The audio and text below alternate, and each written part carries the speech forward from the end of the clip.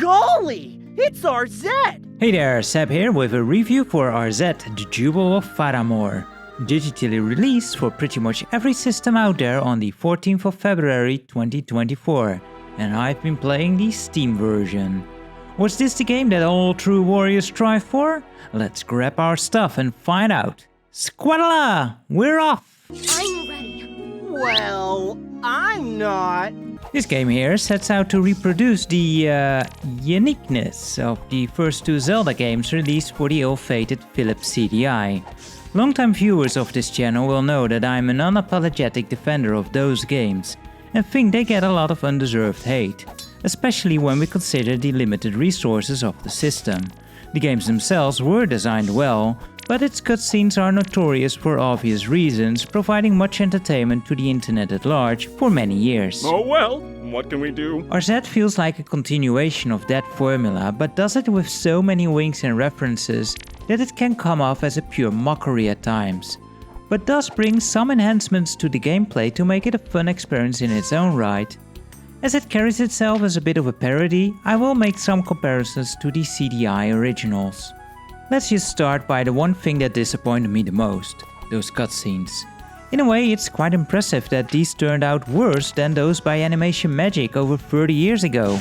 It's very hard to recapture unintentional campiness, and for me it definitely didn't work here. That settles it then! Another fun adventure for me to stay out of. The style was never good to begin with, but here it's trying so hard that I found it more annoying than charming, to be honest. Quiet, you miserable wretch! In comparison to the old silliness, I've noticed that these scenes tend to drag out longer, often have an even lower frame rate despite trying to convey more movement, and most are just complete nonsense or attempts at humor that are overly reliant on references. Luckily, they can all be skipped except for one, which admittedly was a funny joke. The voice work is well executed and it's real fun to hear some of those familiar voices of those older games again. I had really hoped the game would take a more original approach, using the foundation of the games as an homage and delivering an interesting story with likable characters. But alas, that's not what we ended up with, and it reinforces that feeling of it being a parody. Unlike the games that inspired this one, not all NPC interactions have scenes or are even voiced. This unevenness, especially towards the end, feels like they ran out of time to complete all the cutscenes, or like the content was added at a later stage in development as padding. What does hold up through the whole adventure is the presentation otherwise. This was an area the CD-i games excelled at, and Arzette doesn't disappoint either. There are many great tracks that took inspiration from Tony Trippi's original works to fit the different levels. Many sound effects also sound very familiar and fit well with the action here. The sprite work especially is spot on in regards of style for the characters and enemies. The levels also feel familiar in their structure and graphical design, although the backgrounds are more subdued and less detailed. This is a good thing, however, as this contrast makes it clear where you can and cannot move to. There is also some cool effects, like a subtle heat haze in the desert and volcano. Where the game really refines over those CD-i classics are the controls. You'll be needing to platform and fight all the same, but having dedicated buttons for jumping, opening your bag, entering doors and using items makes the game so much more enjoyable in comparison. It's also very responsive and it's just a joy to play and much less likely to lead to frustrating deaths. You also obtain some nifty passives to enhance your mobility further. Stuff like running faster, double jumps and a hover ability are all great to obtain in any platformer and introduce more potential for exploration. There is also a dodge move, though I found little use for that one.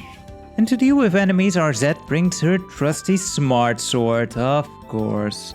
No shield though, but you get something that will protect you from projectiles from all sides, so even better. And for things that are far away, you get to use a... Le intelligent gun. Really? But it's fueled by the souls of your enemies, so that's kinda neat. Eventually this thing can shoot both red and blue bullets. Some enemies are shielded and can initially only be hit by the corresponding color.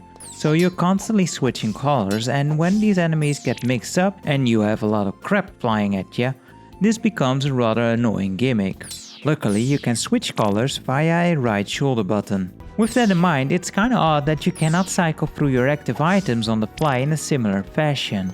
You have to open the menu for that. Some rooms require some switching about, so this can get a little tiring. Why the two unused shoulder buttons couldn't be assigned to this task is beyond me.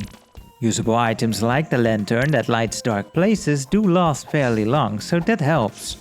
Another item that may seem familiar but functions quite differently is the rope.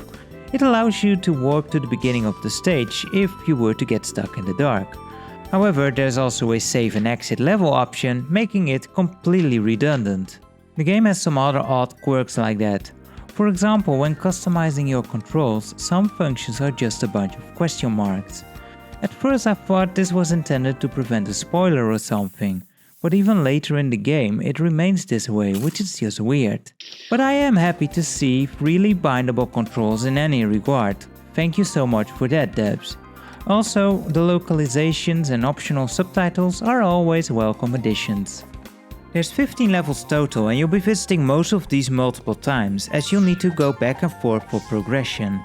Some levels contain a beacon and once you light these, you'll unlock more levels. But levels contain much more and it's easy to keep track of optional goodies still to be found in levels on the map screen. Speaking of which, I know it's a small thing, but I kinda miss freely hovering over a map to go to a location. Selecting one from a list just doesn't feel the same. The game has some side quests and collectibles and these are fun to hunt down. Some are fairly well hidden, though all of them have visual hints and feel totally fair. I'm also happy to see the invaluable duck walk maneuver actually getting some uses. Not Link will be sure to mention this during the small tutorial at the start of a new game. Moving while crouching lets you duck walk. Speaking of new games, there's only one save file, so keep that in mind if you want to try out another difficulty. I highly recommend playing on normal, which is still very forgiving and rather easy. You have infinite continues and upon death you start at wherever you entered the screen or hit a checkpoint. This makes it pretty easy to push through without health pickups, which easy mode provides. Upon completing the game you unlock a boss rush and hero mode. The latter makes enemies do more damage. This makes especially the start of the game quite challenging all of a sudden. This challenge mostly comes from some wonky hit detection coupled with quite a few enemies that throw projectiles. It takes a while before you can properly defend against the onslaught, but once you start to get some upgrades, even hero mode starts to melt away. What makes things easy is that resources are very abundant. You'll be swimming in enough rubies and with those, lamp oil, rope, bombs, it's all yours, my friend. My goods will improve your fortunes, so long as you improve mine. Especially near the end of the game where screens are filled with enemies, you can make liberal use of items to even yachts and pretty much make them a non-issue. But there is also some potential for challenge runs reflected in the trophies, which is nice to see incorporated into the design. To add even more rubies to your purse, each level features a bonus area containing one of a few different challenges. The most noteworthy of these is the Close All Doors one, a clear homage to Hotel Mario.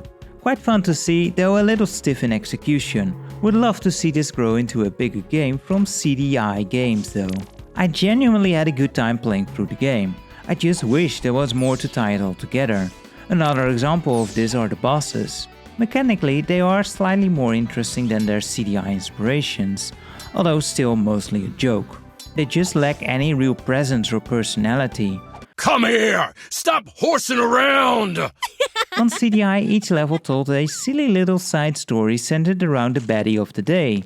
In Arzette, you just meet him at the end of a level and Arzette does a gleeful murder for a gemstone. It's a bit underwhelming in comparison. The back half of the game also seems a bit rushed. It features most of those unvoiced NPC dialogues, and progression and upgrade items start appearing just randomly en route through levels with no real explanation or reasoning for them to be there. It stands in contrast with the better paced first half of the game. Really, it just goes to show that game development is tough. And for such a small team, this is a great accomplishment and a nice callback to those old CD-i games. If you enjoyed those games like yours truly, you find its gameplay mostly refined here. If you loved all the YouTube poop they spawned and you want more of that, well, you'll fall in love with this one. If either thing doesn't really appeal to you, this can be seen as a rather basic and at times cheap Metrovania, That may not be for everyone, but will offer a breath of fresh air from the typical action platformers of today.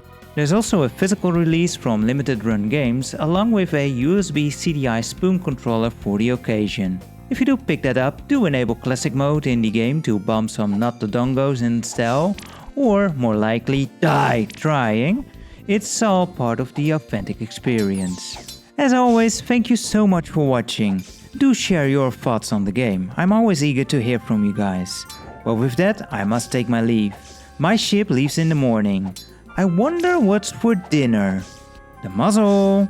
Tubular.